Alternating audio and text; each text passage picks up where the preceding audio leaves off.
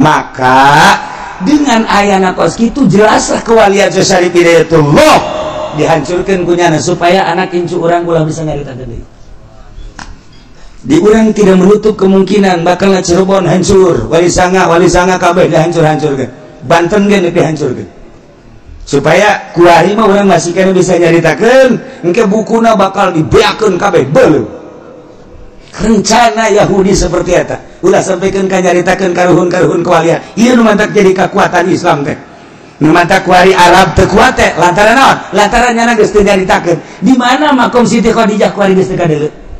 Di mana ditinggal Kangjeng Rasulullah geus teu kadeuleu? Malah kuburan Kangjeng Nabi ge deuk dipindahkeun. Ya eta Yahudi. Ya Wahabi nurut bae deui. Lha kumaha coba ieu? Nah, mantak kuari dikempur memeh Mekah jeung Madinah. Kangjeng Nabi nu bakal diacak-acak engke Yaman heula sebab di Yaman loba tinggal di sunnah wal jamaah nabi-nabi. Irak geus hancur, kuari Yaman dihancurkeun. Engke terus tas Yaman bejana ka Indonesia. A'udzu billahi minasy syaithanir rajim. Bismillahirrahmanirrahim. Hiji barometer jang umat-umat nu selanjutna. Umat anu selanjutna model urang kuari ngajadi umat akhir zaman, yakni umat Kangjeng Nabi urang Kangjeng Nabi Muhammad sallallahu alaihi wasallam. Teu menutup kemungkinan ketika urang terpercaya ka rasul urang atawa teu nurut kana aturan-aturan rasul urang, Allah tetap bakal nyiksa sakumaha kaum-kaum nu baraheul. Entak ieu ayatna. Awalam yahdi lil ladzina yarithuna al-ard wallahu alam bil maradi. Awalam yahdi Imam Jalaluddin ngajelaskeun yahdi teh tabayan berarti ya di teh mana ya tabayan majaz lantaran gadieuna cek Imam Jalal teh di mutadikeun ku lam yahdi lil ladzina. Hiji-hijina kalimah teh aya anu lazim aya anu mutadi teh kadituna anu satrop-tropna aya tropan-tropanana aya anu dimutadikeun ku ila aya nu ku lam aya anu dimutadikeun ku fi aya nu ku ala. Nah eta kalimah-kalimat teh teu meunang sambarangan kalanjutanana. Oh lu bantak ngaji teh lain sambarangan. Awalam yahdi lil ladzina yarithuna al-ard. Apakah can jelas can nyata ka jelema anu cararicing di muka bumi bisukna nyieun imah nyieun hotel muharajas. Can jelas kitu min badi wilaki ahli asabada dirusak ahli-ahli bumi. Kok masih keneh terus bae maksiat? Can jelas itu telah lakon nu baheula Kangjeng Nabi Nuh alaihi salam. Umat tadi kumahakeun? Can jelas itu coba kaum Samud anu Allah nurunkeun Rasul Kangjeng Nabi Shalih alaihi salam siksa. Apakah can jelas itu baheula teh kaum Ad diutus ku Gusti Allah Nabi Hud? Apakah can jelas ka umat-umat nu kuari deuleu nu baheula zaman Kangjeng Nabi Lut alaihi salam umat da kumaha jeung nabi-nabi nu lainna tadi dijadikeun barometer sih awas cak Gusti Allah encan jelas gitu hei khususna ka ahli Mekah encan jelas gitu hei ka para kafirin santerona khususna ahli Mekah atawa kafirin atawa kuari Mekah orang Indonesia nu dipimpin ku presiden urang presiden anu paling urusan dunia masalah emang kenyataan pas gitu presiden urang tetap aku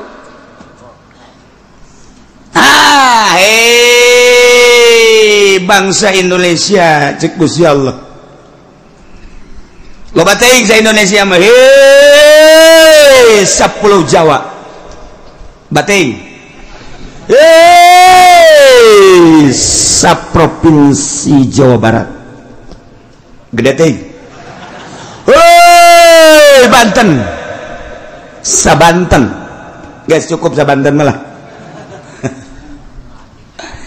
wahai manusia-manusia cek Gusti Allah di dunia umumna sadunya khususna ahli Mekah termasuk Indonesia lamun umum hei manusia-manusia can jelas itu ya kajelema anu nyari cingan bumi nyeun imah anu kokoh meuli imah teh lain sakadar puluh juta ratus miliaran kadituna bahkan belas miliar 10 miliar bahkan lain boga imah na hiji ya urusan imah geus masalah geus ieu kalakuan kuari cara ricing di bumi Allah kalakuanana maling korupsi zina judi bahkan teu percaya ka pangeran bahwa nu nyieun langit bumi teh Allah can jelas gitu ka jelema nu eta nimbadi hilak ahliya sabada dirusak ahli-ahli nu balaheula awas maka teu dijadikeun iboh teu dijadikeun barometer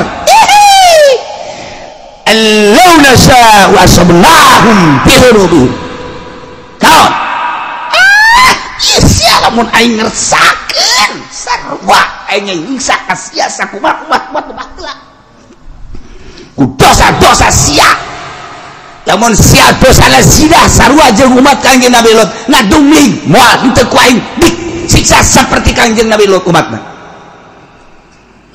lamun sia buang kawarah ka Gusti Allah ka aing cak Allah deuleu kaum Samud deuleu kaum Ad teu saeutik nu ku aing baheula teh disiksa terus-terusan ieu ku hari Indonesia sia kades mabok ambalaya di Indonesia awas ya cak Gusti Allah zina kuari mage sambalaya menutup kemungkinan lau nasya'u asabnahum bidzunubihim iksain sarua jeung umat baheula maling korupsi terus bae awas lau nasya'u asabnahum bidzunubihim metek memehna ku Gusti Allah kuari dipanaskeun awas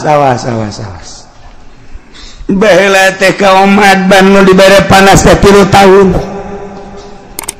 teu hujan 3 tahun bayangkeun 3 tahun teu hujan hese ka dieu ka ditu tatangkalan geus tandus 3 tahun atuh hujan batla luar biasa turun Rasul diturunkan ku Gusti Allah Kangjeng Nabi Hud alaihissalam dakwah bejakeun Hud ka umat lamun hayang subur mahmur lah jinawi percayana ulah ka batu nyembahna ulah ka makhluk coba kain gitu bejakeun dakwah Kangjeng Nabi Hud terus-terusan dilelewe ku umatna terus bae dilelewe saya tipisan mu iman ka Kangjeng Nabi Hud wana semakin menjadi-jadi diutus salah seorang ka Baitullah datang ka ditu ka Baitullah nu kamari didongengkeun teh ayalah kiriman teh mega mendung wah bararunga majar teh bakal hujan ternyata angin ngeglebuk angin muter sabada Kangjeng Nabi Hud jeung pengikutna titah keluar eta kapan siksa cek Allah tuh jadikeun barometer awas di Indonesia geus sabada bulan urang dibere panas hujan di mana-mana guludugan jeung kilatan samarukna hujan bener beureun geus diitung ku ari di nagara geus beak sabaraha puluh miliar ieu ganyeun hujan tenyararaho urang mah asal hujan seri padahal mah ieu teh geus total sabaraha miliar beakna lamun teu dihujankeun urang teh kuari panasna ambual ya pohara luar menyengat cirina cek ahli palak mah angin heula kilat teh guludug teh ieu mah hujan kilat angin sabarukan kumaha awas lamun nang tangan ka Gusti Allah bisa jadi berkepanjangan ieu panas Tangerang geus kekurangan cai pasokan air anu bakal ke Jakarta teh anu geus ka Jakarta ditutup lantaran untuk wilayah Tangerang ge kekurangan Serang geus kekurangan cai kuari mah kamari ieu rong Perpak Purwakarta di Purwakarta geus batela kurang cai Karawang ge lamun teu ngandalkeun Jatiluhur mah geus eueuh cai Allah maha kawasan ke kumaha meureun ke sanajan aya Jatiluhur wallahu alam ngan tetep bae urang ngadoa mah tetep ngadoa bae ngan ieu disiksa mah babari jasa teu puguh teu karuh sadane macet siksa teh Allah da kumaha coba ieu terus urang ka Jawa Tengah ka ditu kurang moga informasi di Yogyakarta geus parah jasa we cai tapi iya urang masih kene leha-leha kene zina nu mabok pemerintah korupsi terus baik nang tangan Allah awas berkepanjangan ieu keur ditegor ku Gusti Allah awas mendak lobakeun lah istighfar ka Gusti Allah subhanahu wa ta'ala awalam yahdi apakah can jelas lilladzina yarithuna al-ardha jelema nu nyicingan bumi ieu nu mantak Gusti Allah teh make bahasana yarisunal ardha make yarisu matina warasa yarisu eta makan ngawaris aya ngawaris mah berarti kapan aya nu diwaris lamun bapa ngawariskeun ka anak aya anak eueuh anak mah meureunanan ka incu lamun incu anak eueuh aya meureun dulurna mamang teh uwa teh nah eta ngaranna ngawaris ieu ge ku bangkawara amat sia cicing di alam dunia nananyieun Allah sia ngawaris ka umat nu baheula zina sia ge kunaon zina deui bae nu baheula mabok sia kuari kunaon mabok nu baheula maling sia kuari kunaon maling maka mantak make bahasana yarisunal ardh pohara lamun dibongkar sakalimat na Al-Quran urang mangkat bulu dikiekeun dikitukeun urang mah macaan nambah ge kuari ge sararese ngadengikeun ge cangkeul padahal mah kurang kumaha kopi geus ngarokok geus bubur geus segala wuduk segala tetep bae ku ngadengenakeun cangkeul geus neuleuh deui ka jam bangun dek demo teh ka aing sia aduh Gusti Allah aku ente ngeta mun boga janji meureun neuleuh deui jam ye janji aing jeung jahe tuh ibahasa yarisuna sia cicing neruskeun lalakon umat nu baheula duzina disiksa umat nu baheula mabok disiksa ku Gusti Allah umat nu baheula maling disiksa ku Gusti Allah umat nu baheula kafir disiksa ku Gusti Allah awas sia ngawaris nu baheula sarua sia ge ku aing disiksa deui geus kasaksian ku urang kamari ieu tsunami beuh 200.000 manusia sahina jasa mobil single yang imah bangunan single lenceng asahina jasa kabeh ge dunia jeung manusia seusina asahina urang neuleuh tsunami gempa Yogyakarta tsunami Pangandaran gempa Sukabumi Gunung Galunggung Yogyakarta gunung deui kuari ke batuk-batuk bae gunung deui sarua bae teguran ti Gusti Allah ieu teh ulah kejadian alam sakumaha nu kamari dicaritakeun ieu teh teguran ti Gusti Allah kuari panas teguran ti Gusti Allah ayo siap Presiden Jokowi nek merubah tentang perekonomian sia nek beralih nu tadina Amerika kuari dek diasupkeun Hong Kong Cina kuari sia dek diasupkeun Cina kuari berangkat ya negara teh ayo sia Amerika tetap baik terus mendesak Cina geus diasupkeun ka urang geus dibuka lebar-lebar asup ka urang sementara jeung Amerika ge can selesai dolar ditaekeun ku Amerika tina 9 naik 10 naik 11 naik 12 naik 13 kuari geus 13,9 geus 14 ayo sia udag-udagan jeung aing berangkat sia Cina cek Amerika perang Cina jeung Amerika di negara urang ti perekonomian urang mah teh naon urang mah teh naon kok jadi kos kieu sih kok jadi kos kieu sih kok beusi meuli 2.000 ngajual buru 1.000 kok beusi meuli 3.000 dijual 2.000 atuh ieu mah bebeakan ka kolor-kolor ieu mah lain gulung tiker gulung bale ieu mah tuh tidak kumaha aja bayu perang urang teh nyaho bangsa Indonesia mah kulantaran bodoh atuh seserian mah bodoh orang Indonesia mah teu nyahoana naon ieu teh keur perang Cina jeung Amerika di bidang perekonomian kulantaran perekonomian jadi tombaknya tolak ukurna perpolitikan teu jalan perpolitikan di urang teh teu stabil deuk kabangun kumaha lamun perekonomianna macet ku ari Cina kakarek dibuka asuplah ka urang produksi encan Amerika dikatukangkeun sedangkeun bahan baku beulianna kudu make dolar taekeun sia ku aing kaudag moal ku sia sementara hitung-hitungan anak ahli ekonomi di urang teh encan mampu kos kira keberadaan anak neuk kumaha sedangkeun jelema nyeun pabrik di depan eta teh make duit negara sekian triliun nah perpajakanna terus melambung teu kaudag ku nyana lantaran nyana teh pajak tanah pajak bangunan pajak ekspor impor ieu teh kapan kudu dipenuhi sementara dolar naik bahan baku kudu dibeli ku dolar Cina nyerang ka urang ieu da kumaha ieu produksi teh aing balik ka Singapura teh saeutik anu boga karyawan 8.000 nyesa tinggal 2.000 nu boga karyawan 20.000 nyesa tinggal 5.000 tinggal bangsa Indonesia nu teu nyaon kieu amat sih dek demo ka mana pelindung di urang mah demo teh urang demo ka DPR lagi keur puyeng aing boro-boro siap ku aing sarua bae. Nah, ieulah keberadaan Indonesia seperti kieu. Nah, hakikatna menang Allah keur dicoba heulanan. Urang mencarita hakikat syariatna, aturanana Jokowi nu boga. Ku ari keur diresapel kumaha perbaiki hayo coba menteri poh ieu ganti teu bakal gitu-gitu kene. Nemadak Habibie ngomong terpuruk sepanjang sejarah Indonesia perekonomian saat ini. Lain cek aing cek Habibie. Kamari Habibie datang ka dia.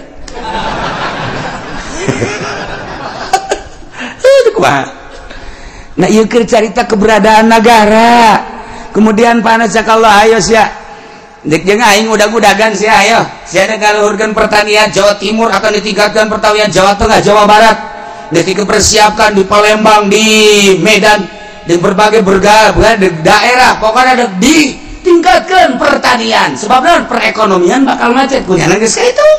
Ieu perekonomian industri bakal macet sebab moal kaudag melalui dolar ditaekeun ku Amerika. Hayo nyaho udag-udagan perang Cina jeung Amerika. Asal Cina naik perang. Lamun Cina terus memaksa dolar bakal 15. Lamun Cina terus baik ku Indonesia dibere diketeruskan naik 16.000. Jadi tadi ku baik kalau ada perangnya anak. Ayo cek Amerika. Pas gitulah perang.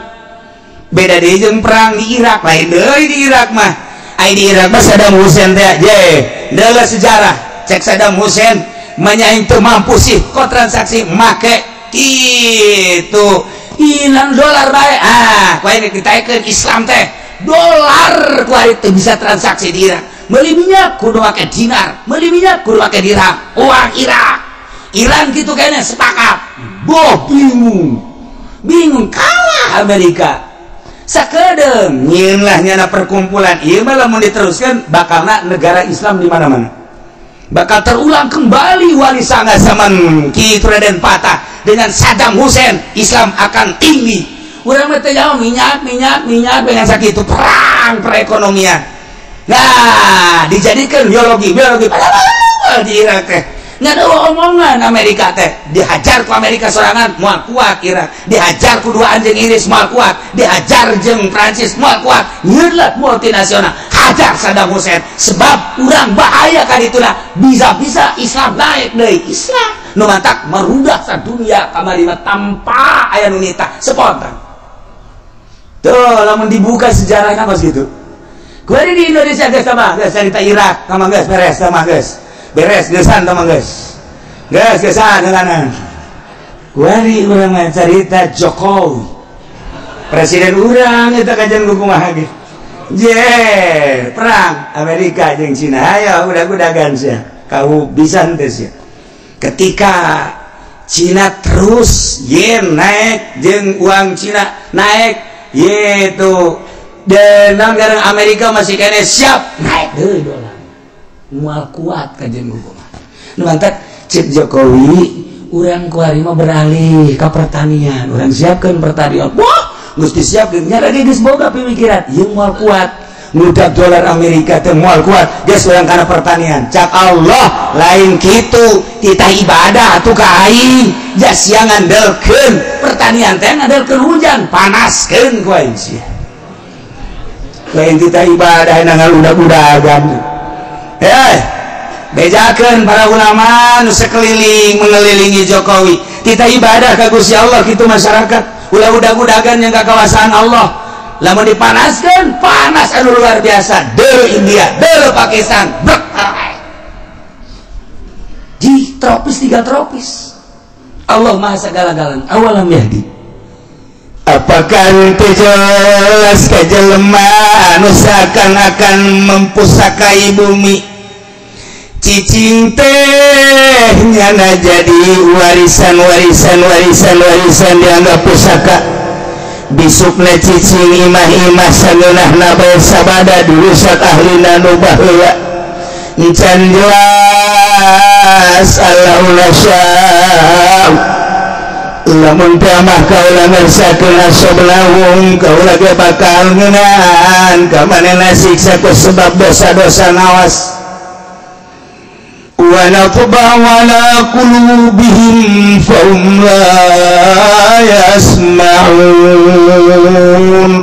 kaula nu agung teh geus nolak geus ngecap geus nyeplok kana hate-hatena jelema nu baheula manan manehanna teu iman teh manan manehanna teu percaya ajuku kaula disiksa hajunya nanah teu daekeun ngadenge kana piwuruk-piwuruk si mata daburin ngan sakadar didengekeun oh dipikir henteu sakadar ngadengekeun oh dilaksanakeun henteu akhirna jadi guguyon siksa ku aita jelema-jelema nu baraheula teh nu mantak disiksa teh teu percaya ka aing hatena ku aing geus dicap diceplok distempel geus moal iman kulantaran buah kawalah jasa teu menutup kemungkinan anu ngawariskeun taneuh nu baraheula di urang zaman Bung Karno Masya Allah menyatus desa Bang sampai Merauke Bung Karno mah menyatukan umat musyawarah jeung para penggede jeung para inohong tokoh-tokoh masyarakat berbagai lapisanana politikus ekonomi jeung ahli agamana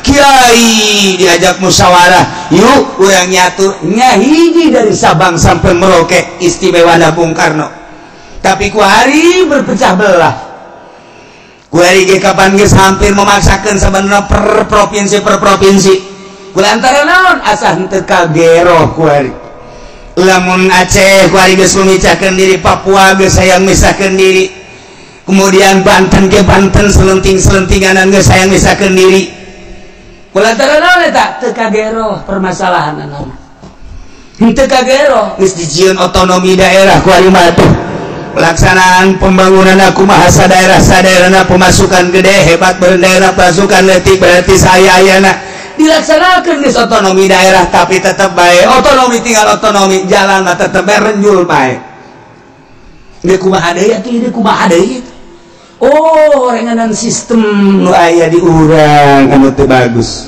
atawa manusia-manusiana geus poho kana sistem nu aya geus kudu dikumahakeun ieu mah keur nyaritakeun kabangkrutan urang diceplok ku Allah komo lamun datang ka lain sekedar mabok lain sekedar zinah lain sekedar korupsi bahkan manehanana kufur teu percaya ka Allah ieu diceplok ku Gusti Allah asal geus karar itu deukeun cak Allah law nasya'u asabnahum bidzunubihim siksa ku aing teu menutup kemungkinan cara umat nu baheula jaga ku urang tina siksa Allah urangna babalik ka Gusti Allah Subhanahu wa ta'ala tilkal quratu kampung tuh negara tuh kota allati marradikuha geus dicaritakeun tadi geus kaliwat naqussu alaika kaula nu agung nyaritakeun ka anjeun ya Muhammad min ambaiha tina caritaan eta negara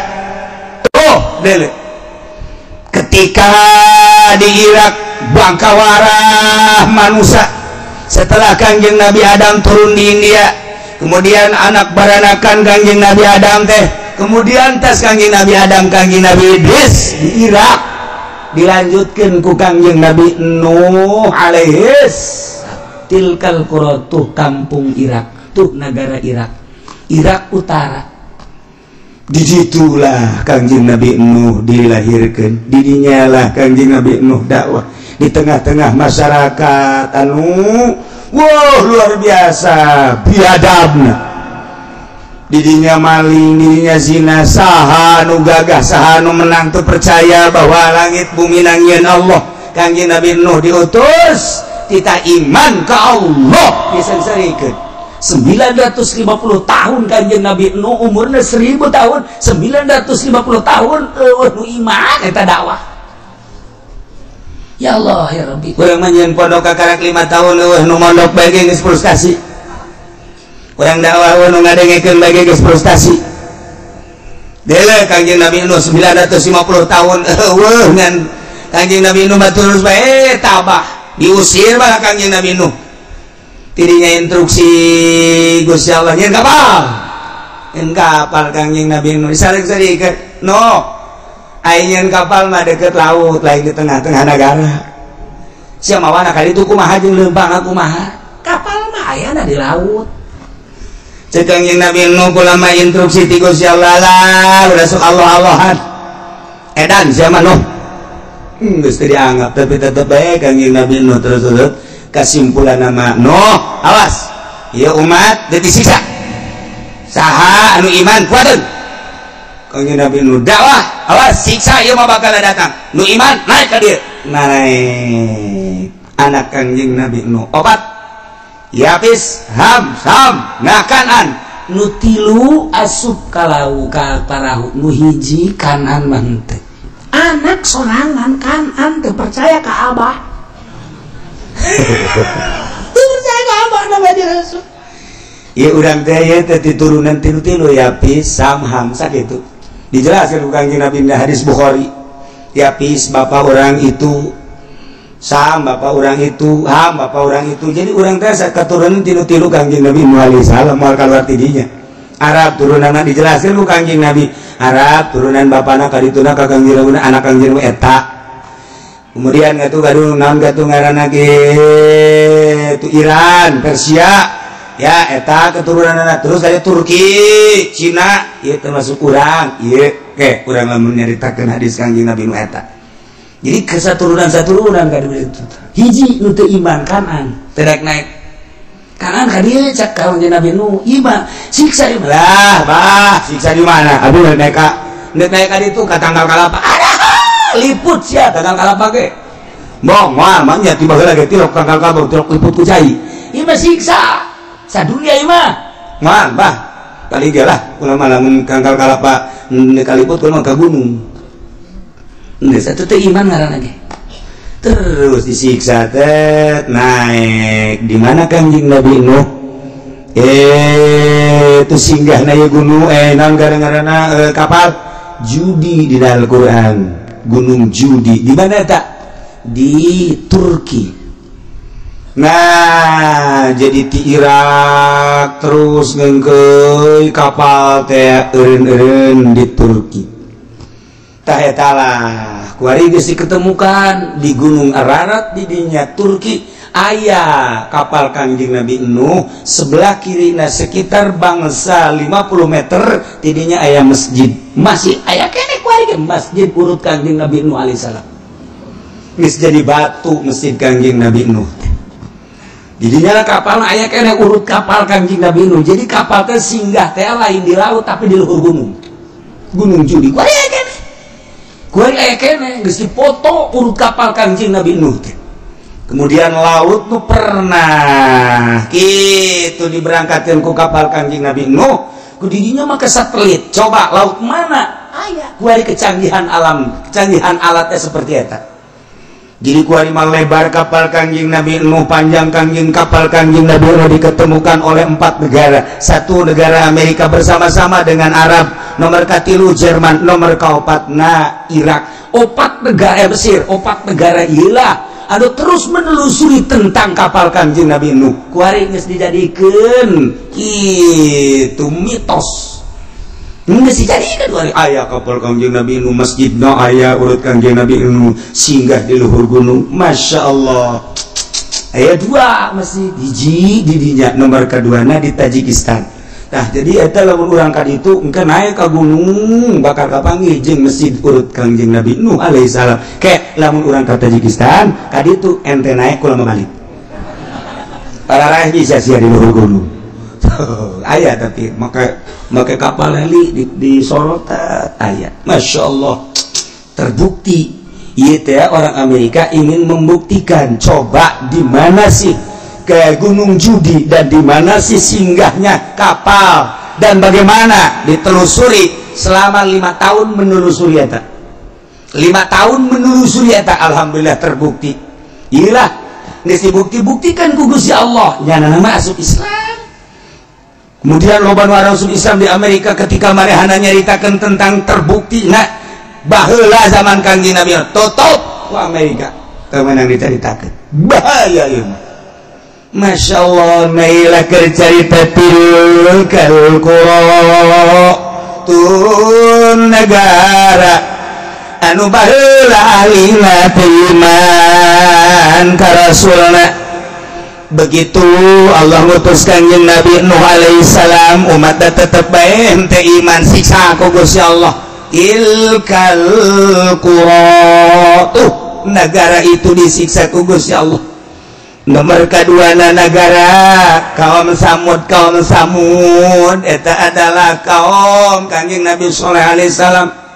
Eta ngaranna Madain Soleh. Lamun Kangjeng Nabi nyaritakeun dina kitab Bukhari hadisna aya Batnul Wadi ketika Kangjeng Nabi di Dzulhulaifah. Kangjeng Nabi teh cicing di Batnul Wadi, antara Batnul Wadi jeung Yordan didinya aya ngadana Madain Soleh. Lamun dina Al-Qur'an aya surat Hijr, eta surat Hijr teh eta. Tuh didinya lah disiksa kaum Samud teh. Lamun terus urang ka Yordan aya Petra di ditu tersisa ditinggal. Tilkal qura disiksa kaum Samud.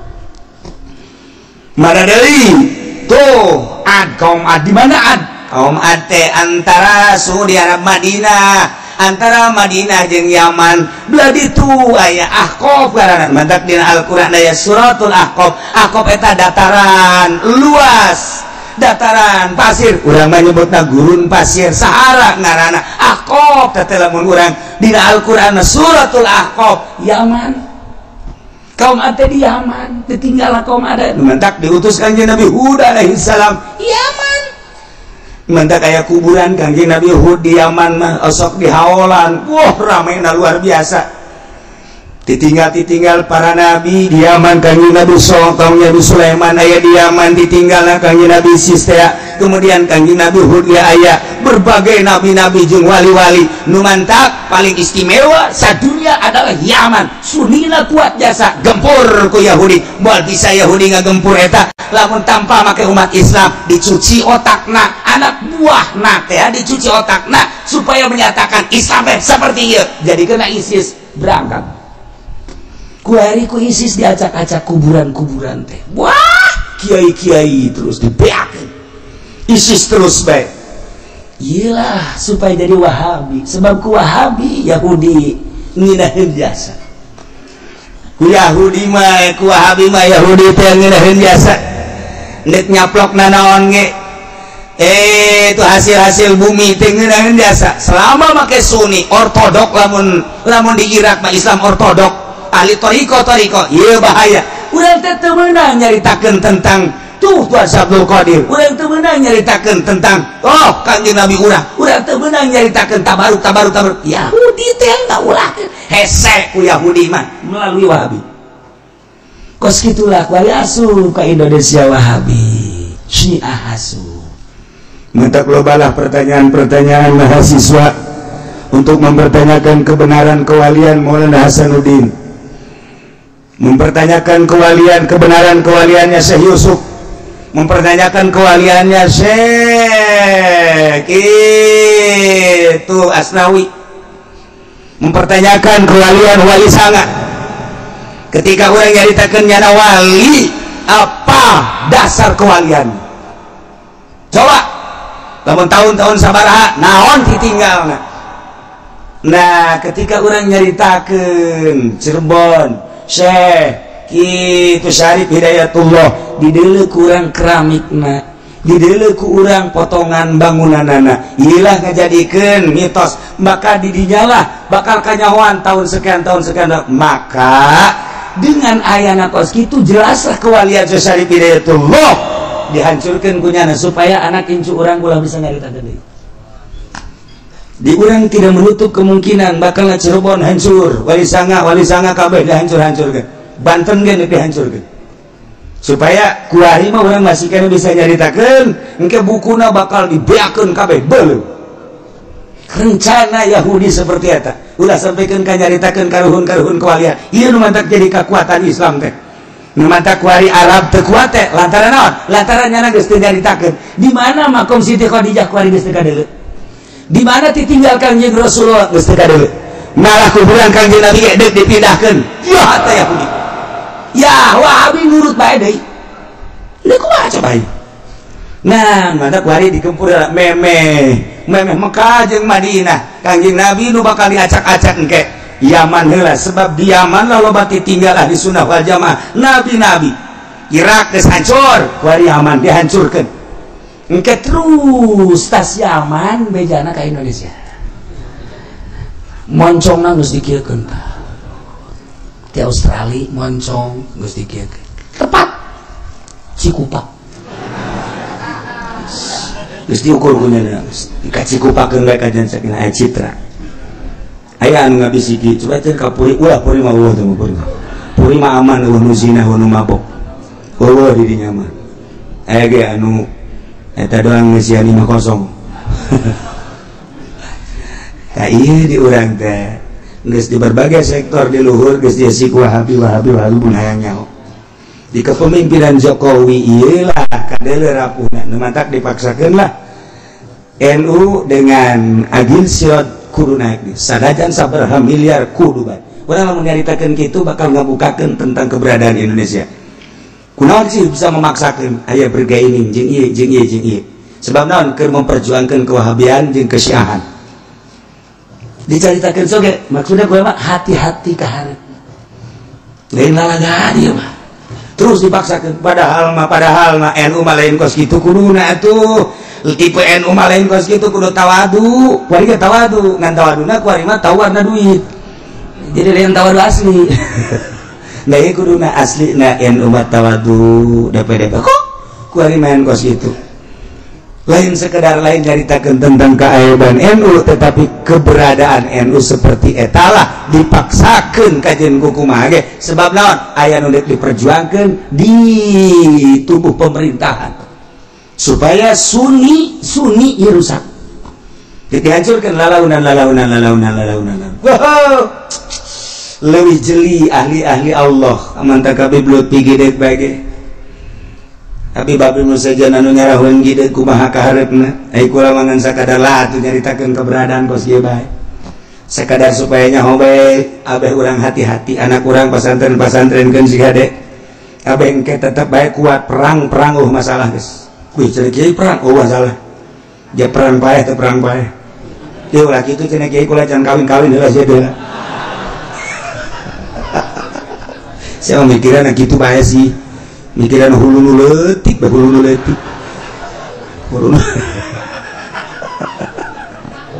kula bae ingat mikiran hulu letik sok ingat ka jelema ku boga pamajikan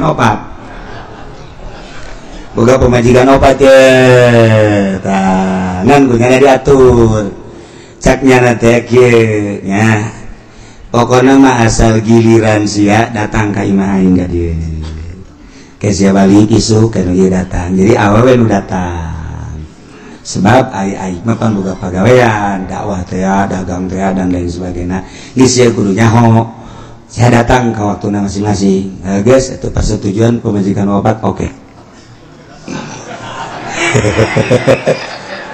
gara-gara no iya tah hulu leutik jadi inget bae tungtung nama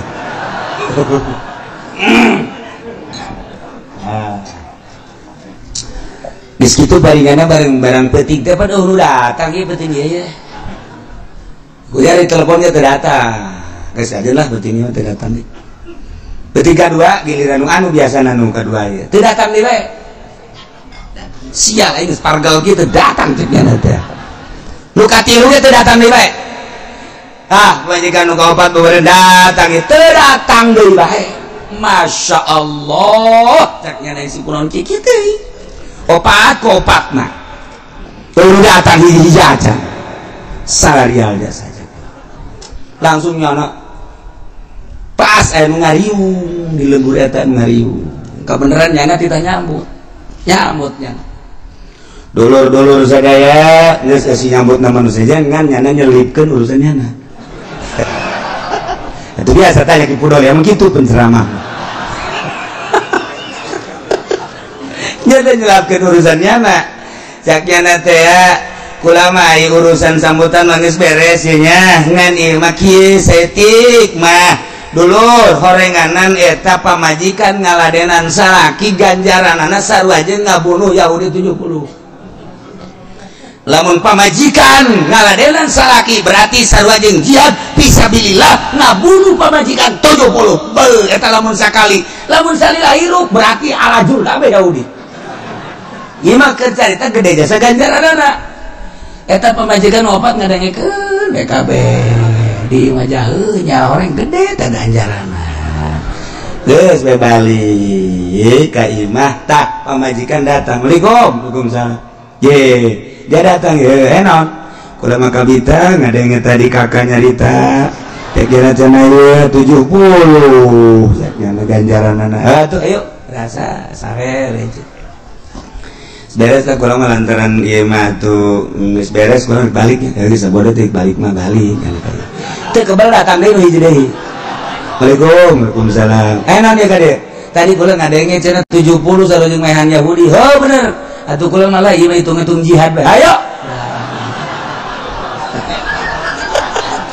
geus beres nu kadua balik nu katilu datang deh Waalaikumsalam aya naon ieu penting-penting ada kula ngadenge tadi kabita ajaknya na sarua aja ngabunuh 70 Yahudi kula ge hayang hayu atuh ayo berangkat deui beres eta nu kaopa dipaksakeun ku nya aju ngomong jaknya na bah horeng lain Yahudi nu pae aing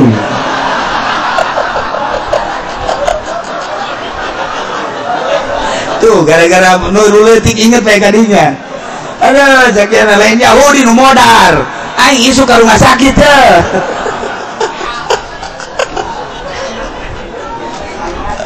Masya Allah karena geus teu kudu obat-obat hiji bae urang nu teratur ngan lamun hiji kurang ya dua lah masalah lah gitu. Ngan nu teratur lah saeuting hijikeun kitu atuh teu mah modar jana tuh Masya Allah tilkal qura itu negara-negara nu tadi dicaritakeun teh aku kaula dicaritakeun ka anjeun Muhammad tina caritaan ahlina itu tadi Kangjeng Nabi Nuh kemudian itu Kangjeng Nabi Saleh kemudian Kangjeng Nabi Hud umat tadi siksa Al-Aqab nah etalah Kangjeng Nabi Lut Yordan terus kebelah itu urang endek gitu ka mana ka arah gitu Palestina didinya antara Yordan jeung Palestina didinya teh naik kadinya tah eta teh aya tanah anu dibalikeun ku Gusti Allah handap jadi luhur-luhur jadi handap tandus hideung ku ari ge teu bisa didatangan panas nu dipager ku negara Yordan eta Kangjeng Nabi umat Kangjeng Lut umatna siksa numantar Kangjeng Nabi Lut diselamatkeun ku Gusti Allah di Yordan teh tinggal lompat ke Palestina selamat Kangjeng Nabi Lut dan pamajikanana korban tuh lamun urang nyaritakeun tentang hidayah Kangjeng Nabi Nuh anakna teh iman Kangjeng Nabi Lut pamajikan teh iman Kangjeng Nabi urang mamangna teh iman Kangjeng Nabi Ibrahim bapana sorangan teh iman ya Allah ya Rabb mahal hidayah tilkal qura negara-negara nu tadi diceritakan Muhammad ku kaula diceritakan ka anjeun tina caritaan-caritaan tentang ahlina anu buang kawarah teu nurut ka Rasul siksa teu menutup kemungkinan umat setelah eta ge mun teu nurut ka aturan-aturan Rasulullah disiksa. Indonesia geus sabaraha kali disiksa. Nuta tadina Jawa, nuta tadina Banten jeung Sumatera ngahiji kuari jadi pisah lantaran Gunung Merapi. Jadilah Selat Sunda di dunia teh. Eta teh siksa terus datang ka dieu ka maut. Tsunami teh anu mun kurang kuari. Eta teh siksa. Masya Allah kan. Geus sabaraha ieu urang jutaan manusia nu tersiksa. Kok teh dijadikeun barometer? Teu dijadikan ibrah si kurang teh. Apakah can jelas itu umat nu baheula disiksa tanjakeun ku ari nu batak Tasikmalaya Galunggung disiksa tanjakeun kunaon eta? Kredit. Ditanyakeun kredit eta. Ahli-ahli kredit eta urang dinya, urang kitu urang capaku terus urang lah kanya kredit. Nu mantak eta kamari ieu kitu Padang eta Padang teh dibelebeskeun ku Gusti Allah. Datang ka kuari wallahu alam kumaha. Gunung nimpak negara eta datang ka kuat sabaraha ribu manusia kunaon eta tanyakeun Padang emang kumaha gitu Padang ya Allah ya Rabbi eta nu mantak Aceh disunamikeun di Aceh kunaon ganja nu luar biasa dikirim ke unggal negara lewat Merak lewat Singapura dan lain ganja datang ka kuari nu ngaran ganja di naon gitu ngaranna di Aceh jadi sorangan. Masya Allah nuhun kuari urang lamun dahar di Padang sing hade nyeunah keberesna tunduh eta teh make ganja eta lina lawan jadi persediaan biasa jadi makanan biasa urang di Padang di Aceh di ditu mah urang mun namu ka Aceh lamun urang teu ngarti ka agama ketika masak di ganjaan nikmati daharna teu kebal PS ganja jadi sorangan. Lamun urang nyaritakeun ganja di Aceh jadi sorangan, urang nyaritakeun di Yordan eta teh ya kitu zaitun jadi sorangan.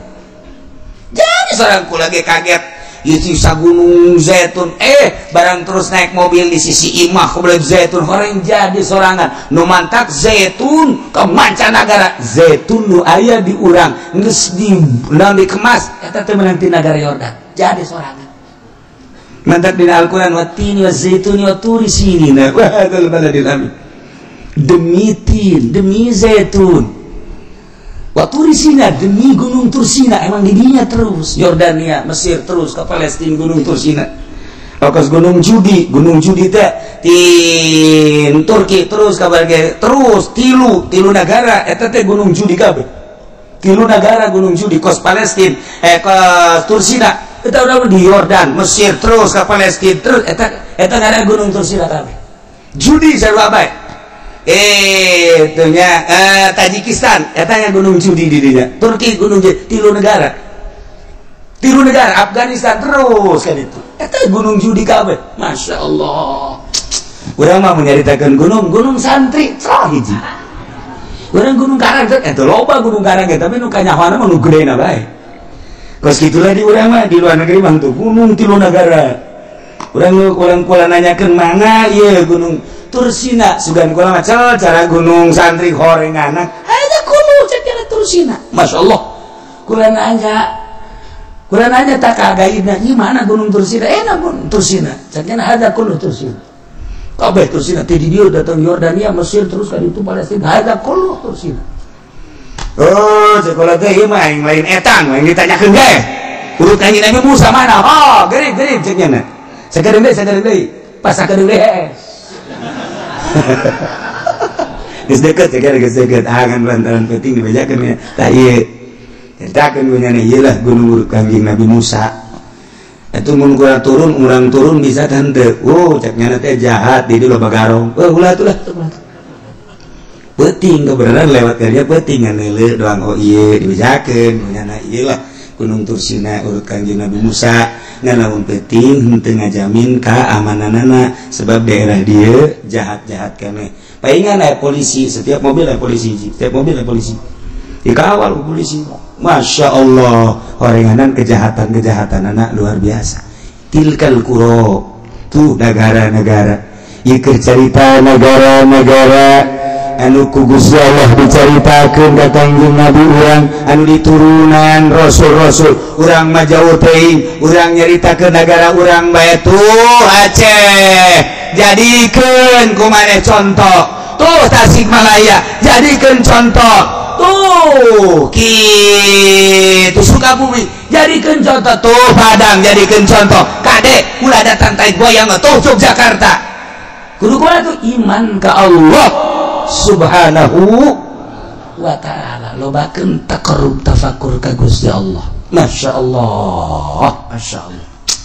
Walaqad ja'atuhum rusuluhum bil bayyinati wallahu a'lam.